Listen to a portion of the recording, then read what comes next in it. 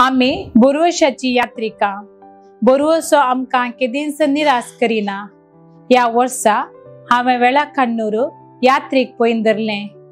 थंयसर पवी सक्रामेंतांत आजाराच्या जेजूचे मुखामळ हांवें खरेंच देखलें। हाचे उपरांत हांव मिसांत भाग घेतना म्हजें भक्तीपण चडत आयलां। तशेंच हांव हॉस्पिटलांत काम करतना हर एका पिडेस्ता थंय जेजूचे मुखामळ हांव देखतां। तांची पिडा सोसूंक तांकां कश्ट जाताना जिणेंत कश्ट आनमारां येताना बोरवशाची उतरां दिवंक हांव शकल्या।